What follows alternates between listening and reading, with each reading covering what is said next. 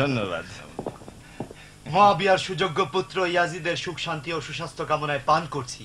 প্রাণ খুলে পান করো। চমৎকার। তুমি বসো, বসো বসো বসো। না না, তুমি তুমি স্বাগতম। কুফার বিশিষ্ট ব্যক্তিবর্গ, তোমরা সবাই ইয়াজিদ ইবনে মুআবিয়ার হাতে বয়াত হয়েছো। পান করো, ফুর্তি করো। প্রিয় জায়েদ, তুমিও পান করো। এখন তোমার গুরুত্ব সবচেয়ে বেশি। আমাকে নিয়ে আর টানাটানি করো না খালেদ। তুমি তো ভালো করেই জানো যে আমি একজন ইমানদার এবং নামাজির লোক। তাছাড়া আমি মদ আর নেশার আড্ডা এড়িয়েই চলি।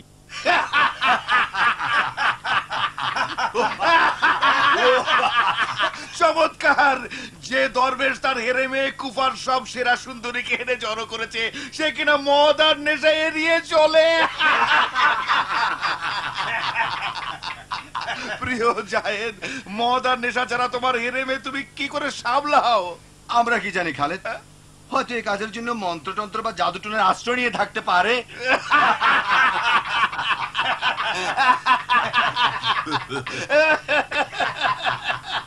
তুমি আর কথা বলতে এসো না।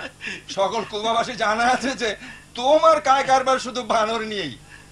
তা কি হলো, খালেদের এই আসরে আসার সময় বানরগুলো নিয়ে এলে না কেন? খালেদ বলেছিল তুমি তার দাওয়াতে আসবে, তাই ভাবলাম তোমাকে দেখলেই মেহমানদের বানর দেখে মিটবে।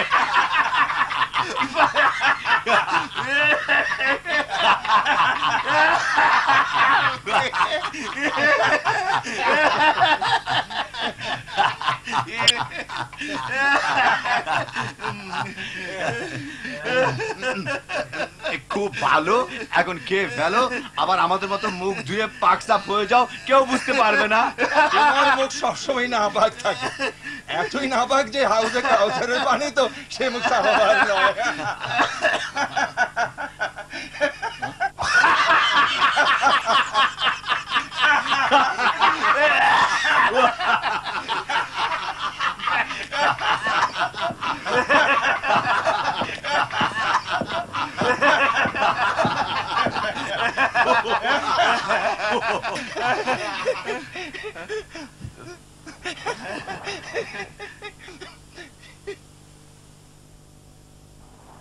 কুফার মহান উজির খালেদের প্রতি সালাম। তুমি এখানে কেন হোসেন ইবনে নুমায়ের? যতদূর মনে হয় তোমাকে টহলদার অধিনায়ক আর পর্যবেক্ষক দলের প্রশাসক পদে নিয়োগ করেছিলাম। এখনো সে দায়িত্বেই বহাল রয়েছে জনাব।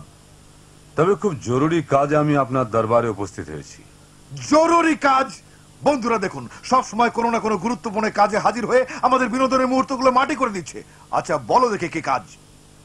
আপনি অনুমতি দিলে সেসব কথা আমি গোপনে একা বলতে চাই। বেশ ভালো, পাশের ঘরে অপেক্ষা করো। ওকে পথ দেখিয়ে দাও। প্রহরী,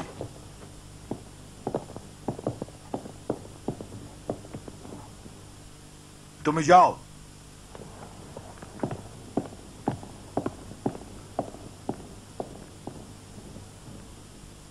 কবার বলতে হবে আমাদের আনন্দ ফুর্তির সময় কাউকে দরবারে হাজির করবে না? হুজুর, তিনি বললেন অনেক দূর থেকে কি এক জরুরি কাজে এসেছেন, আর বললেন চুপ করো।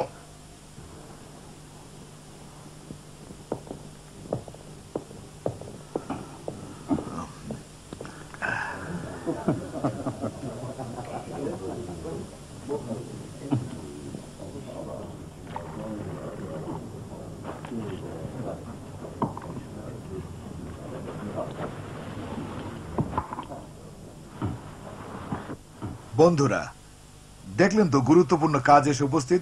অতএব আপনাদের নিকট থেকে আমাকে অবশ্যই বিদায় নিতে হচ্ছে।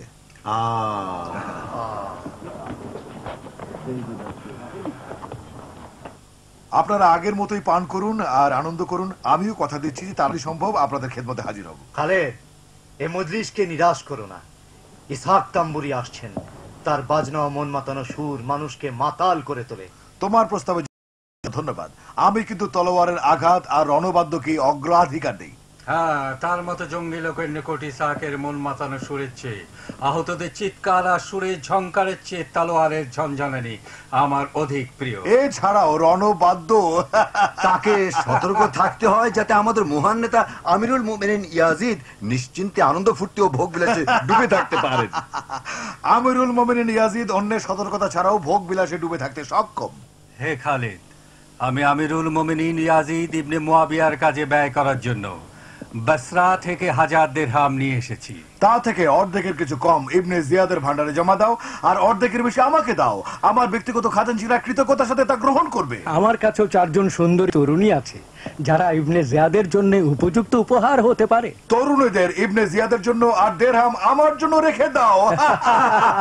খালেদ, তোমার ফিরে আসতে দেরি হলে আমাকে চলে যাওয়ার অনুমতি দাও। অনেকে আমার খায় আছে। জায়েদ ইবনে সাদ, একটু বিশ্রাম করো। বন্ধুরা, আমি ফিরে না আসা পর্যন্ত জায়েদকে যেতে দেবে না। হে মহান আমির, আমাদেরকে বেশিক্ষণ বসিয়ে রাখবেন না। আমরা আপনার সাথে আপনার নামে পান করতে চাই। আমিরুল মুমিনের নামে পান করুন।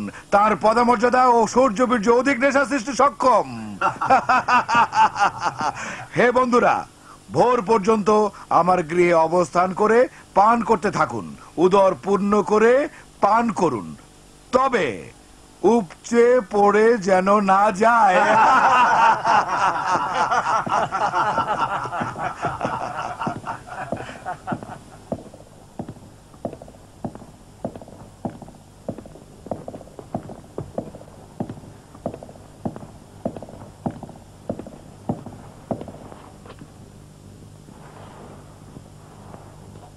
ইবনে নুমায়ের, আমি এতটা মাতাল নই যে তোমার কর্মস্থল ত্যাগ ও কুফায় তোমার আগমনের বিষয়টি গুরুত্বহীন মনে করব। দুর্গে বন্দীদের বিদ্রোহ তোমার হাতে তাদের দমনের খবর আমরা পেয়েছি, এটা প্রশংসার যোগ্য। কিন্তু কার্যক্ষেত্র ত্যাগ করে কুফায় আগমনের যদি উপযুক্ত সাথে না পারো, তাহলে তোমার পরিণতির কথা ভাবতে আবার দুঃখ হয়। অবশ্যই মহানুজির। বলো শুনি। মহামূল্যবান রত্ন বিক্রয়ের জন্য এনেছি। দরবার বেচাকেনার জায়গা নয়। আমিও রত্নের ক্রেতা নই। যদি কোনো রত্ন পেয়ে থাকো, আমার কর্মচারীর কাছে জমা দিয়ে তোমার কর্মস্থলে ফিরে যাও। ইবনে নুমায়ের, তুমি কি ভেবেছো মদের নেশায় আমার চক্ষুদায় ভারাক্রান্ত হয়েছে? বলো, কি নিয়ে এসেছো? কায়েস ইবনে মুসাহার, হোসেন বিন আলীর পরম বন্ধু এবং বিশেষ দূত। আমরা বহুদিন যাবৎ তার সন্ধানে রয়েছি। কেমন করে ওকে বন্দী করলে? আমার মনে হয় না 2-3 জন টহলদার সৈনিক ওকে বন্দী করতে পেরেছে। আমি নিজে কয়েকজন সশস্ত্র যোদ্ধা সহ তাকে ধাওয়া করে বন্দী করেছি। ওকে বহুবার দেখেছি। মাঝারি গড়নের, সুদর্শন, ওর চোখ দুটো কালো ও তীক্ষ্ণ। তার ভ্রু দুটি তার অন্তরের পরিকল্পনা অন্যের কাছ থেকে আড়াল করে রাখে। স্বয়ং সেই তো, চিহ্নগুলো ঠিক ঠিক মিলে যাচ্ছে। যদি স্বয়ং কায়েস হয়ে থাকে, তাহলে কুফা ত্যাগ করার প্রয়োজন নেই। এখানেই দরবারে আমাদের নিকট অবস্থান করো। অনেক অনেক ধন্যবাদ মহানুজির, তবে এজন্য উপযুক্ত মূল্য পাবো আশা করি। কিন্তু ওকে ছাড়া অন্য কাউকে যদি এখানে এনে থাকো, তাহলে তোমার পরিণতির কথা ভেবে দেখো। এখন সে কোথায়? এখানেই, আপনার রাজপ্রাসাদে। এখানে? এখানে আমার প্রাসাদে? অর্থাৎ তুমি বলতে চাও যে ওকে শহরের মধ্যে দিয়ে এবং শহরবাসীদের দেখে আমার কাছে নিয়ে এসেছো? আমার মনে হয় তুমি আমায় এমন কিছু বলবে না তো যে আমি শেষ ব্যক্তি যে কায়েস ইবনে মুসাহারের বন্দির খবর জানতে পারলাম? শান্ত হন মুজির আজম, শান্ত হন। আমি জানি ইবনে জিয়াদের দরবারে কায়েসের মূল্য কত বেশি। আর এও জানতাম যে তাকে কুফায় নিয়ে আসতে কতটা গোপনীয়তা অবলম্বন করা প্রয়োজন। এজন্য পুরো পথ তার মাথা একটা কাপড়ে ঢেকে গোপন পথে প্রাসাদে নিয়ে এসেছি। এবার ভেবে দেখুন, আমি আর আমার সৈন্য বাদে আপনি প্রথম ব্যক্তি যে তার বন্দী অবস্থায় কুফায় নিয়ে আসার সংবাদ অবগত হলেন। ওকে এখানে হাজির করো।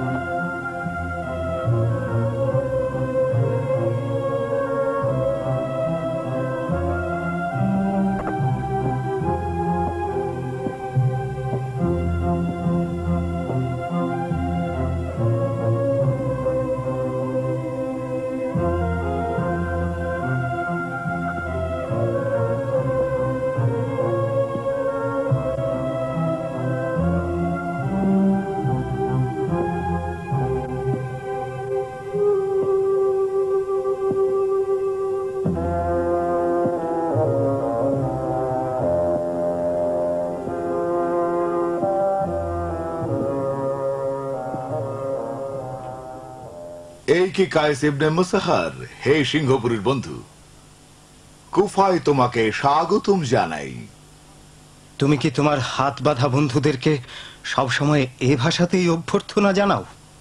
না না, সব সময় না। হয়তো এমন দিনও আসতে পারে যেদিন তুমি তোমার প্রাসাদ দরবার কক্ষে আমাকে হাত পা বাঁধা অবস্থায় এমনি ভাবে অভ্যর্থনা জানাবে। কে জানে? প্রিয় বন্ধু, আমাকে বলো বলো, কেন তুমি কুফায় এসেছো? তুমি তো মাতাল, আর এসব সাজানো গোছানো সংলাপও তোমার মাতলামির ফল। তোমার মতো মাতালের সাথে কথা বলে আমার কি লাভ?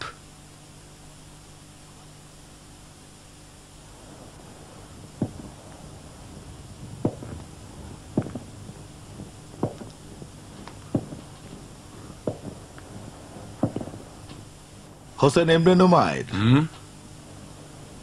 তোমার এই রত্ন সেই আসল রত্নই বটে, নকল নয়। এখন হয়তো কোনো নির্দেশ দেওয়া বুদ্ধিমানের কাজ হবে না। অতএব ওকে খাস কারাগারে নিয়ে যাও, আর ওর সাথে যতদূর সম্ভব ভালো ব্যবহার করার চেষ্টা করবে। ওটু কথায় গুরুত্ব দেবে না।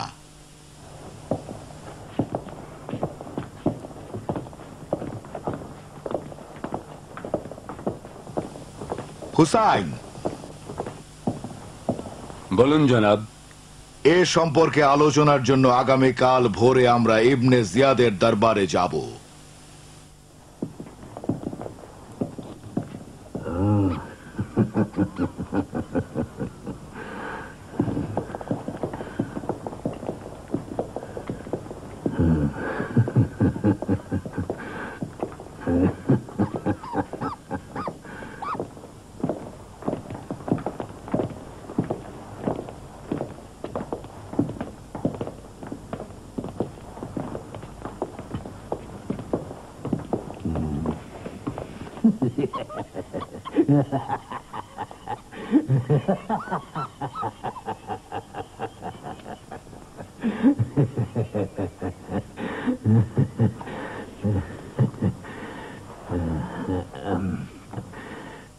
আমি প্রস্তুত, তাকে আসতে বলো।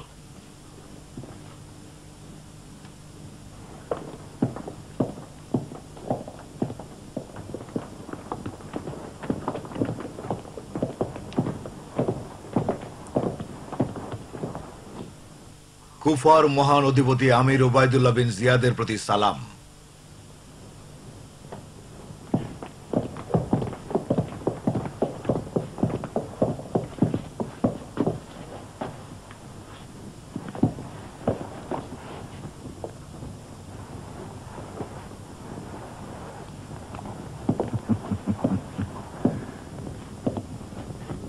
কুফার যেসব বিশিষ্ট ব্যক্তি ইয়াজিদ ইবনে মুয়াবিয়ার নিকট বায়াত হয়েছেন, তাদের পক্ষ থেকে সামান্য উপহার নিয়ে এসো দেখি।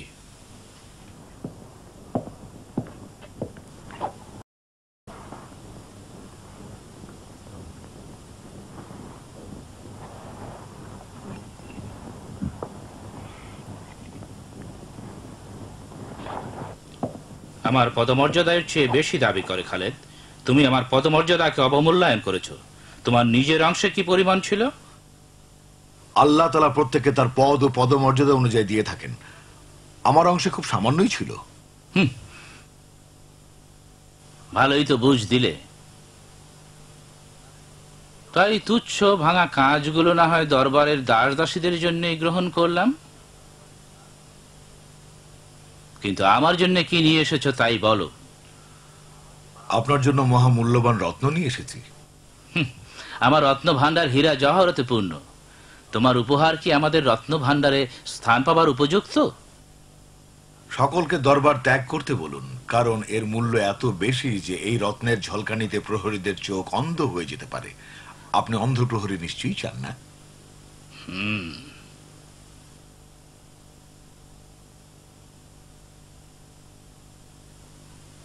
সবাই বেরিয়ে যাও, দরবার খালি করো।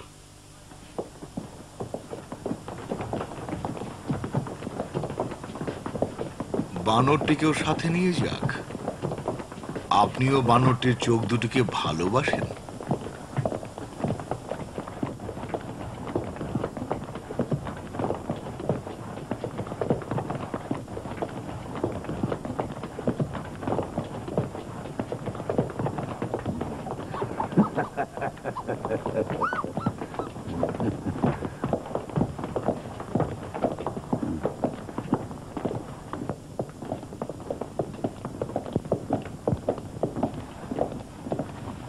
আমি তৈরি তোমার রত্ন দেখার জন্যে। এ রত্নের নাম শুনুন, কায়েস ইবনে মুসাহার, হোসেন ইবনে আলীর বন্ধু ও দূত। কায়েস, কায়েস ইবনে মুসাহার, হ্যাঁ ওকে তো চিনি, কিন্তু ওর মূল্য এত বেশি হবার কারণ কি? কুফার বিশিষ্ট ব্যক্তিদের মধ্য থেকে বেশ কয়েকজন হোসেন বিন আলীর হাতে বায়াত হওয়ার জন্য তাকে কুফায় দাওয়াত করেছে। হ্যাঁ তা জানি বটে। হোসেন যদি কুফায় আসে তাহলে বিদ্রোহ দেখা দেবে। এক্ষেত্রে হুকুম আগের মতোই বহাল আছে। পথচারীদের প্রতি সূক্ষ্ম নজর রাখো, ষড়যন্ত্রকারীদের দমন করো, কেউ বিদ্রোহ করলেই তাকে হত্যা করো। তাদের হত্যা নির্দেশ আমি আমিরুল মুমিনিন থেকে পেয়েছি। এর চেয়েও বেশি নির্দেশ তুমি চাও? আমার ধারণা কায়েস হোসেনের কুফায় আগমনের খবর নিয়ে এসেছে। এ খবর কুফায় প্রচারিত হলে রসদ দৌহিত্রকে দেখার জন্য গ্রাম গ্রামান্তর থেকে, শহরের আশেপাশ থেকে জনসাধারণ ছুটে আসবে। আর শহরের দরিদ্র ও বঞ্চিত অধিবাসীরাও তাদের সাথে যোগ দেবে। তখন দাস দাসীরাও বিদ্রোহ করতে পারে। আমাদের এই শান্ত নগরীর অধিকাংশ মানুষ তাতেই যোগ দেবে। সব পথ বন্ধ করে দাও, প্রহরীদের সংখ্যা দ্বিগুণ করো, সৈন্য সংখ্যা কম হলে তা আরো বৃদ্ধি করো। অর্থের জন্য কুফার অর্থশালী ব্যক্তিদের উপর চাপ সৃষ্টি করো, তারাও জনসাধারণের উপর একই রকম চাপ প্রয়োগ করবে। তুমি এসব পুরনো কথা বলার জন্যই এখানে এসেছো? এসব কথা অনেকবার বলা হয়েছে, আমার আর এই বিষয় নিয়ে আলাপ করার ধৈর্য নেই। ইবনে মুসাহারের ব্যাপারে কি করব? হত্যা করবা জীবিত রাখো আমি জানি না। হোসেন মুসলমানদের খেলাফতের দাবি করেছে, এই বিষয়টি আমি জানি। কায়েস কুফার বিশিষ্ট ব্যক্তি ও গোত্র প্রধানদের উদ্দেশ্যে একটি গুরুত্বপূর্ণ চিঠি নিয়ে এসেছিল। চিঠির বিষয়বস্তু কি ছিল? কাদের উদ্দেশ্যে লেখা হয়েছিল? দুর্ভাগ্যের বিষয় যে বন্দী হওয়ার সময় সুকৌশলে চিঠিটি সে গিলে ফেলে। চিঠির বিষয়বস্তু আর কায়েসের উপর অর্পিত দায়িত্ব সম্বন্ধে কিছু জানতে পেরেছো কি? চিঠির বিষয়বস্তু আর অর্পিত দায়িত্ব সম্পর্কে স্বীকারোক্তি আদায়ের জন্য তার উপর অনেক নির্যাতন চালানো হয়েছে। এত টাকা পয়সা হজম করেও একটা লোককে এখনো কথা বলাতে পারোনি? খালেদ, এই তোমার মহামূল্য রত্ন। আমার জন্য এই মহামূল্য রত্নের পরিবর্তে হোসেন বিন আলীর পত্রবাহকের বন্দী হবার সংবাদ এনেছো, তাও আবার বলছো যে এখনো তার মুখ খোলাতে পারোনি। বাহ, কি চমৎকার! গতকালই তাকে কুফায় আনা হয়েছে। আমরা এখনো আমাদের নিজস্ব পদ্ধতিতে তার মুখ খোলানোর জন্য চেষ্টা করার সময় পাইনি। যে কোনো পন্থাই হোক না কেন, তাকে কথা বলতে বাধ্য করো। আর যদি বোবা হয়ে থাকে তাহলে হত্যা করো। হত্যা করলেও আমাদের হাতে কোনো তথ্য আসবে না। খালেদ, এত হতাশ হয়ে গেলে কেন তুমি? কে এই কায়েস? তবে কি তুমি যে বীর সিংহদের জিহ্বা টেনে বের করেছো তাদের থেকে এর কোনো পার্থক্য আছে? আছে বই কি, সে তো হোসেন ইবনে আলীর ঘনিষ্ঠ বন্ধু। আর আপনি ভালোভাবেই জানেন হোসেনের সঙ্গীদের কাছ থেকে স্বীকারোক্তি আদায়ে আমরা বরাবরই ব্যর্থ হয়েছি। এক্ষেত্রে আরো অনেক সমস্যার সম্মুখীন হয়েছি। এই প্রথমবারের মতো আমি তোমাকে দুর্বলতার অক্ষমতা প্রকাশ করতে দেখছি। তাই হোসেন আর তার সহচরবৃন্দ অভিশপ্ত কায়েস সম্বন্ধে আর কোনো কথা শুনতে চাই না। দুর্বলতা অক্ষমতা প্রকাশ আমার উদ্দেশ্য ছিল না। আমি একদিনে হাজারো কায়েসের মুখ খুলতে বাধ্য করি। আপনি নিশ্চিন্ত থাকুন, সিংহকে আমি যেভাবেই হোক কথা বলতে বাধ্য করব। আর এই কায়েস তো একটি চতুর হরিণ বই কিছুই নয়।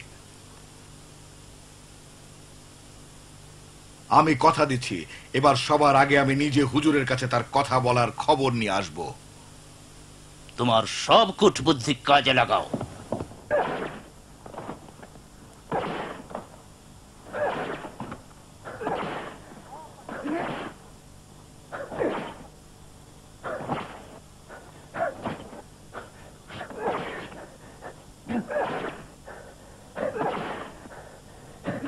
থামো হোসেন, সে মারা গেছে নয়তো বেহুশ হয়েছে। প্রহার করা অর্থহীন। আমি নিশ্চিত যে সে মরেওনি, বেহুঁশও হয়নি, বরং সে শুধু আমাদের ধোঁকা দিচ্ছে। হুজুর, আপনি বলেছিলেন ওকে জীবিত রাখতে, কিন্তু আমার মনে হচ্ছে ইবনে নুমায়ের ভারসাম্য হারিয়ে ফেলেছেন এবং ওকে হত্যা করেছেন।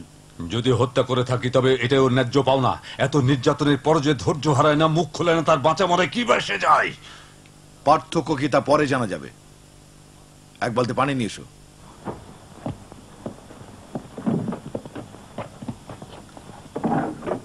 খুলে দাও।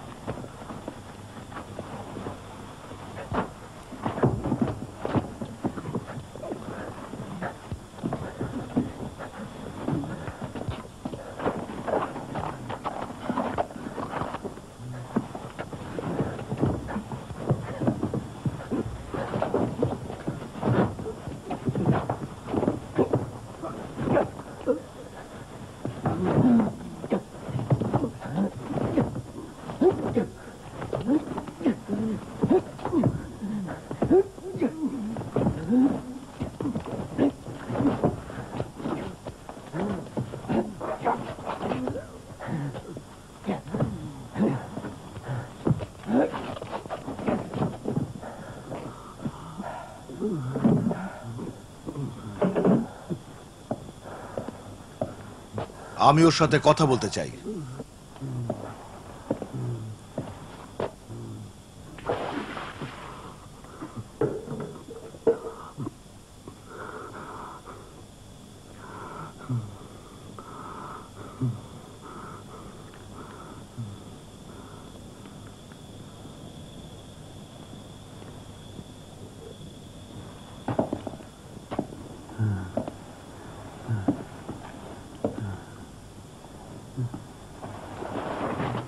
কায়েস, তোমার প্রতি আমার সমবেদনা রয়েছে। আমার কোনো দোষ নেই, ওপরওয়ালা এমনটি চেয়েছিলেন। আশা করি আমি তোমার উপকার করতে পারবো। আমরা জানি তুমি হোসেনের বিশৃঙ্খলা সৃষ্টিকারী চিঠি কুফায় কয়েকজন বিদ্রোহী ব্যক্তির নিকটে এনেছো, আর তাদের চিঠি হোসেনের কাছে পৌঁছেছো। তেমনি আরো জানি যে সাম্প্রতিক বিদ্রোহে তোমার বিশেষ ভূমিকা ছিল। অতএব আমাকে বলো, এই চিঠিতে কাদের নাম উল্লেখ ছিল? কায়েস, আমি তাড়াহুড়া করার মতো লোক নই। তুমি হোসেন ইবনে নুমাইরকে ভালো করেই জানো। সে তোমার স্বীকারোক্তি আদায়ের জন্য কুফায় আছে। তোমার নেতা হোসেন চিঠিতে কি লিখেছিল?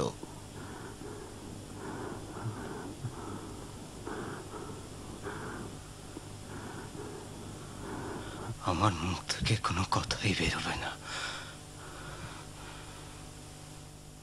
সে দেখা যাবে। আমরা এখন অন্য বন্দীদের দেখতে যাচ্ছি। এই শিকারটি আপাতত তোমার হাতে রইল। চাবুকে শক্তি পরীক্ষা করো, যদি বুদ্ধিমানের পরিচয় দেয় তবে আমাকে খবর দিও। দায়িত্ব সম্বন্ধে আমি সচেতন। চলো, তোমার সাথে কাজ আছে।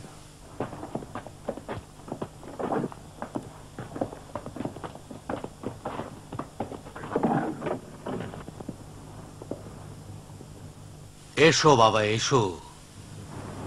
সুলাইমান ইবনে খাজাইর প্রতি সালাম। বৎস, তোমার প্রতিও সালাম। কি সংবাদ? এসো, কুফার কয়েকজন বিশিষ্ট ব্যক্তির সঙ্গে তোমাকে পরিচয় করিয়ে দিই। আমরা অনেক দিন থেকে তোমার অপেক্ষায় আছি। না জনাব, না। আমি শুধু আপনার সেখানতে কথা বলতে চাই। এরাও অপরিচিত কেউ না। এরা আমার কয়েকজন নির্ভরযোগ্য বন্ধু। বেশ কিছুদিন হলো ইমাম হোসেনের হাতে বায়াত হয়েছে। এরা এখন ইমামের ঘনিষ্ঠ অনুসারী। কুফার সবাই বায়াত হয়েছে এবং ইমামের সমর্থক বলে দাবি করে। আল্লাহ জানেন কতজন তার প্রকৃত অনুসারী। বেশ ভালো, তুমি যা ভালো মনে করো। এসো বাবা, বসো।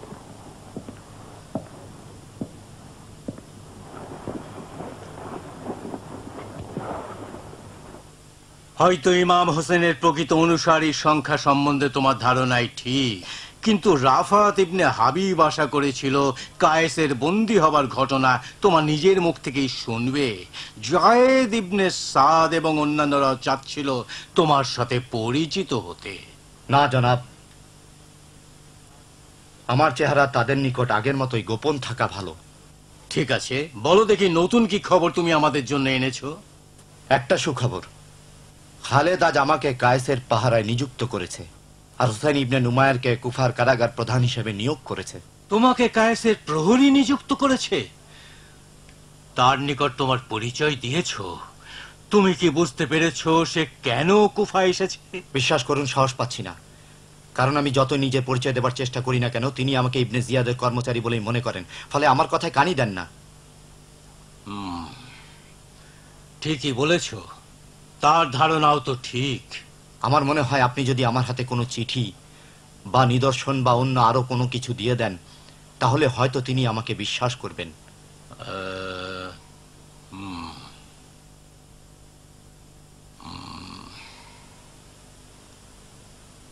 আমি নিশ্চিত এটি দেখার পর কায়েসের সন্দেহ দূর হবে এবং তিনি তোমার সাথে কথা বলবেন। এই নাও, এই আংটি দিয়ে ইমাম হোসেনকে লেখা প্রতিটি চিঠিতে সিল মোহর করেছি। হ্যাঁ, বড় দেরি হয়ে গেল সুলেমান।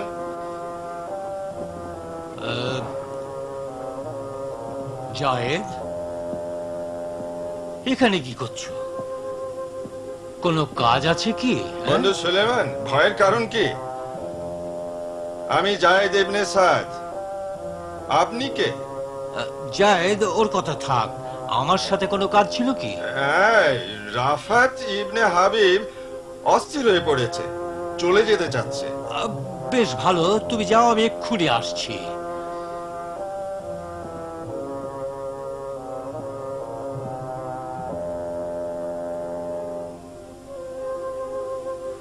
হ্যাঁ, এসো।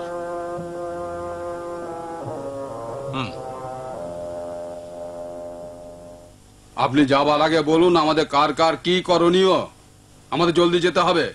অনেকক্ষণ না থাকার জন্য আমি আপনাদের কাছে ক্ষমা চাচ্ছি।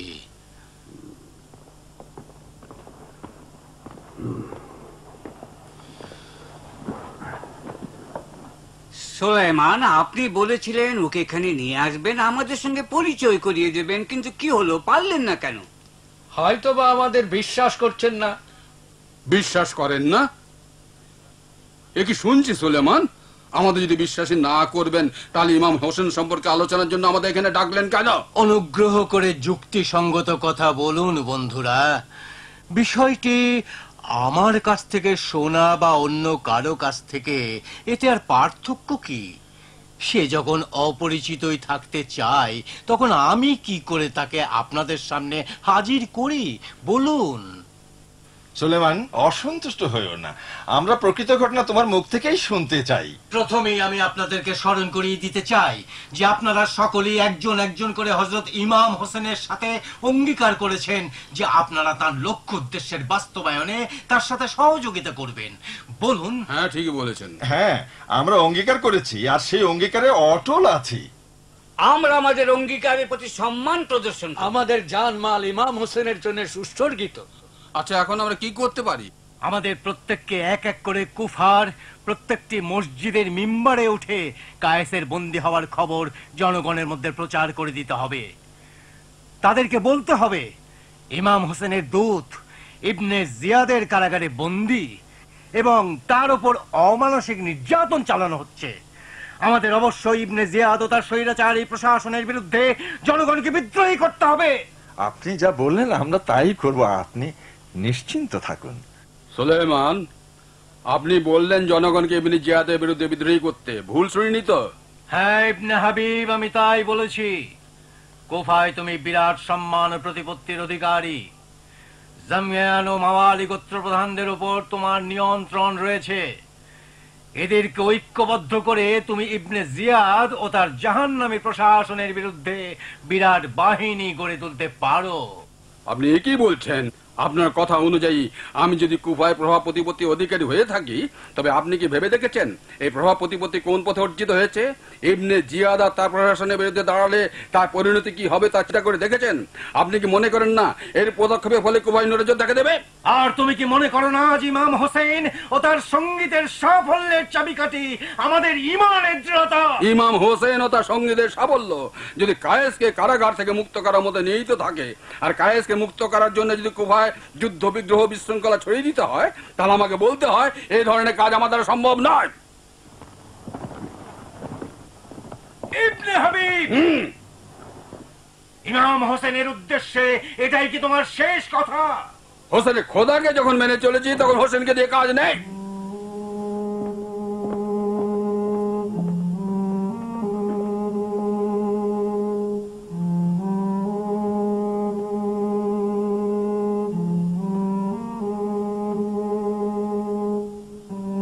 বন্ধু সুলেমান, ইবনে হাবিবের আচরণে তুমি মন খারাপ করো না। বিপদের সময় শত্রু মিত্রের আসল চেহারা প্রকাশ পায় এবং তাদের ভালো করে চেনা যায়। নিজের মন থেকে হতাশাকে ঝেড়ে ফেলতে হবে।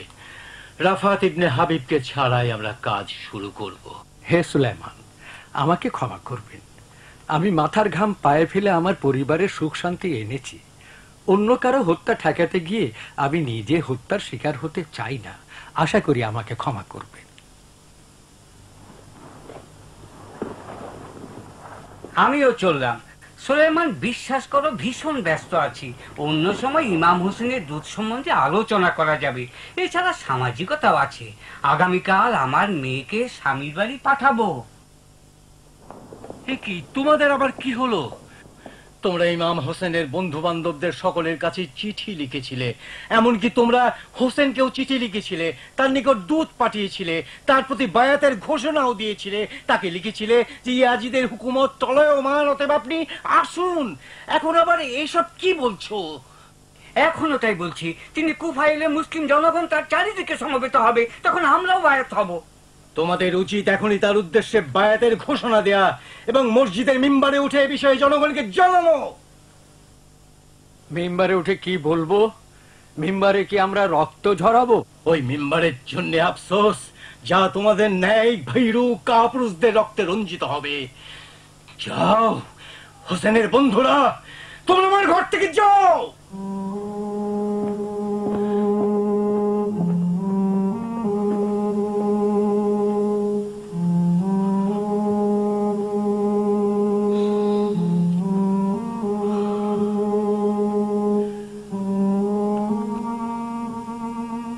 তোমার কি ইচ্ছা জায়েদ? যাবে না?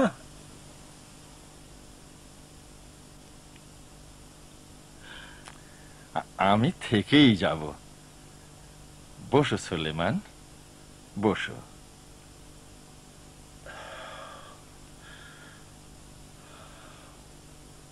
তোমাকে আগেই বলেছিলাম বিপদের সময় শত্রু মিত্রের আসল চেহারা প্রকাশ পায়। আমার সামর্থ্য শক্তি অনুযায়ী আন্তরিকতার সাথে আমি এগিয়ে যাব জনাব। আমাদের কাছ থেকে যথাযথ পুরস্কার তুমি পাবে। তাছাড়া তোমাকে রাষ্ট্রীয় কর প্রদান থেকেও রেহাই দেয়া হলো। তারপর আমি যা জানতাম সবকিছুই নিবেদন করেছি। আমাদের ইমাম সম্বন্ধে কিছু বলুন। তিনি জানেন ইমামের চিঠিতে তারও নাম ছিল। আমি বলেছি আপনি চিঠিটি গিলে ফেলেছেন। সুলাইমান আপনাকে এখান থেকে মুক্ত করার জন্য সম্ভাব্য সবকিছু করবেন। সাদ, তুমি নিজেকে ইমাম হোসেনের একজন অনুসারী মনে করো, কিন্তু তবু কেন ইবনে জিয়াদের অধীনে চাকরি করছো? অন্তত একজন ওদের মধ্যে থাকা দরকার। আমি নিজের ইচ্ছার বিরুদ্ধে কাজ করছি। অবশ্যই ইবনে জিয়াদের অধীনে আর থাকবো না বলে সিদ্ধান্ত নিয়েছিলাম, কিন্তু আপনি আসাতে সুলাইমানের ইচ্ছা থাকাটাই ভালো মনে করলাম, যাতে আপনার খবর নিতে পারি। আল্লাহ তোমার মঙ্গল করুন। সুলেমানকে বলবে যে ইমাম বলেছেন তোমাদের চিঠিগুলো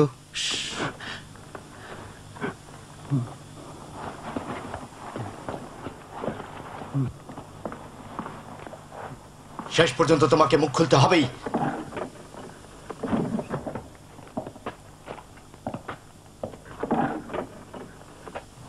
ওকে মেরে বেহুশ করে ফেলেছি। তোমরা যেন কি বলছিলে? জি বলছিলাম, কিন্তু ও চুপ ছিল।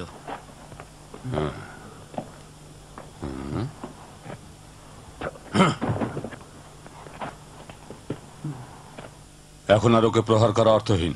আচ্ছা, তুমি কি ওকে কথা বলাতে পারবে? চেষ্টা করে দেখব।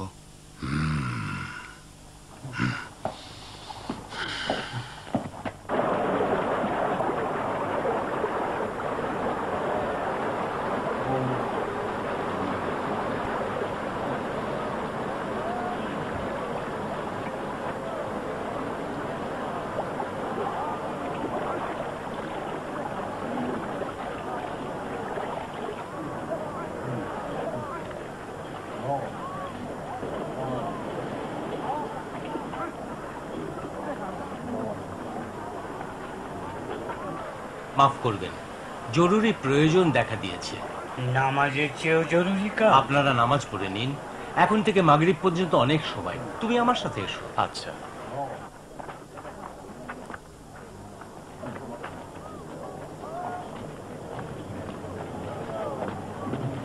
আল্লাহ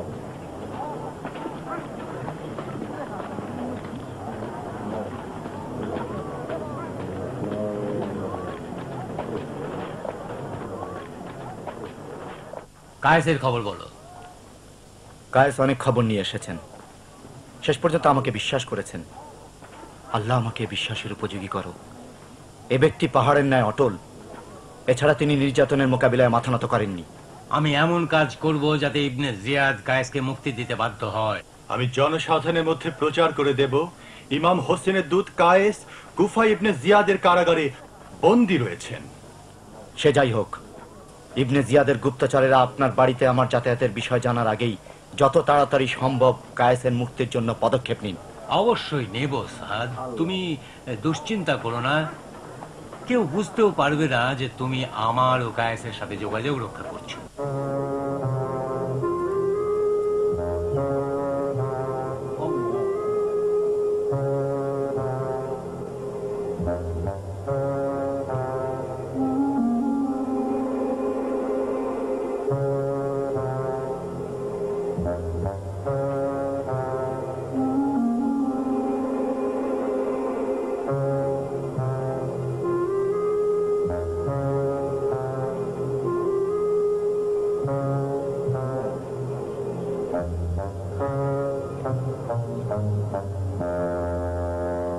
ওর সামনে দুটি পথই খোলা, হয় কায়েসকে মুক্তি দেবে, নয়তো আরো রক্তপাত হবে। মুসলমানদের ইবনে জিয়াদের বিরুদ্ধে বিদ্রোহী করে তুলব। কায়েস আর কি বলেছেন? অনেক কথা বলেছেন। চলো আমার ঘরে যাই।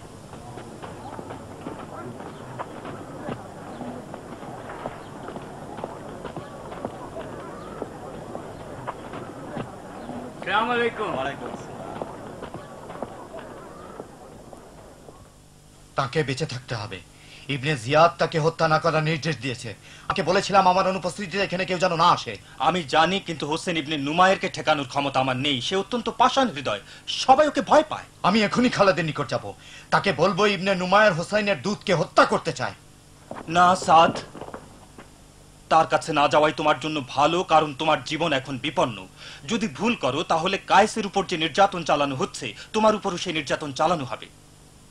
তুমি কি বলছো ইবনে আজিজ? পাগল হয়েছো নাকি? আমার জীবন কেন বিপন্ন হবে?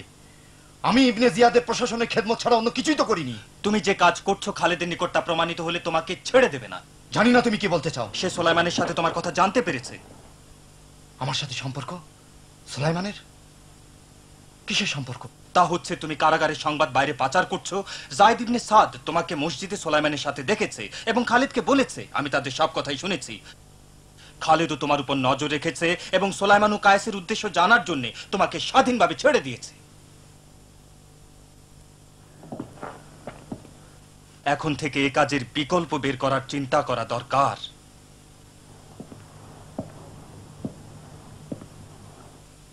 কসম আল্লাহর, তোমাকে সাহায্য করা ছাড়া কোনো উদ্দেশ্য নেই।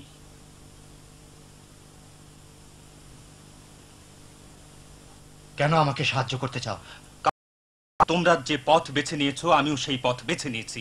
তোমার মতো আমিও ইমাম হোসেনকে ভালোবাসি। যদিও ইবনে জিয়াদের অধীনে চাকরি করছি, কিন্তু আমার মন হোসেনের সাথেই রয়েছে। তোমার মন যদি হোসেনের সাথেই থাকে, তোমার যাত্রাও হোসেনের পথেই হবে। আমার পথ তারই পথ।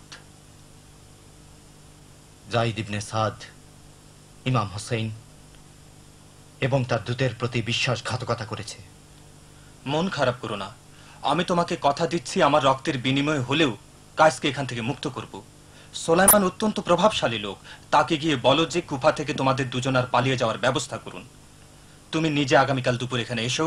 প্রহরীরা যখন নামাজে ব্যস্ত থাকবে তখন দুজনে মিলে কায়েসকে ভিন্ন পোশাক পরিয়ে নিয়ে এখান থেকে পালিয়ে যাওয়ার ব্যবস্থা করব। কথা দিচ্ছ? দিলাম।